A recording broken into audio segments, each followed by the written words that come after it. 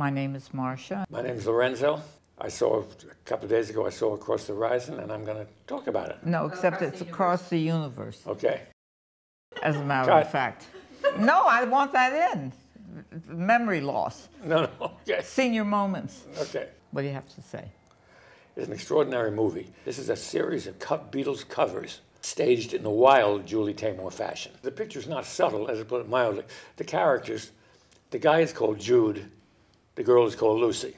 So you have a sudden hunch, if you're really smart, that there's going to be a song called Hey Jude is going to be played, and that maybe Lucy in the Sky with Diamonds is going to be played.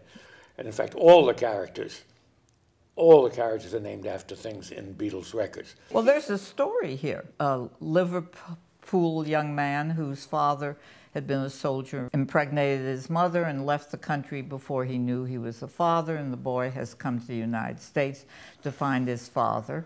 He finds him and meets a rich kid and meets the rich kid's sister. Boy finds girl, boy loses girl, boy gets girl. And that's your story. It's about liberation, in a sense.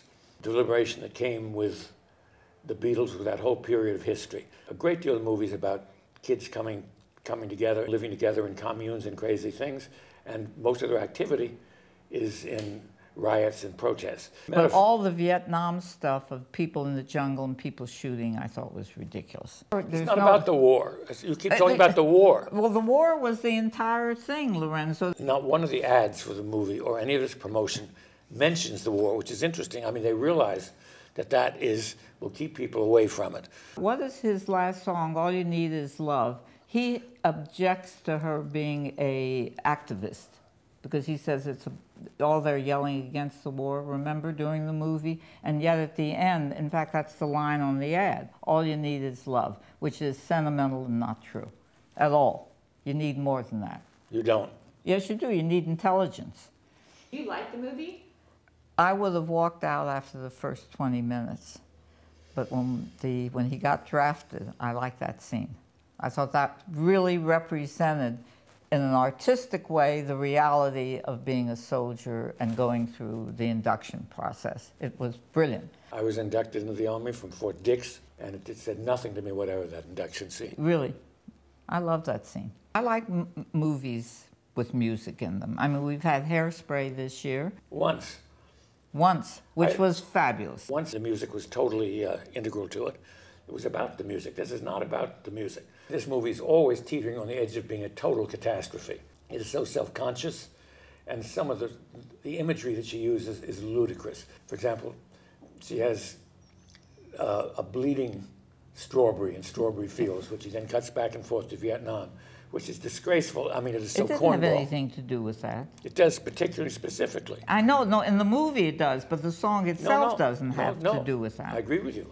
I found that horrible. But I say it is very, in a strange way, it is both way out, psychedelic, and incredibly literal at moments. It's a mess. And long. No. It is not a musical in the way those of us brought up on traditional musicals, right? It's not bandwagon.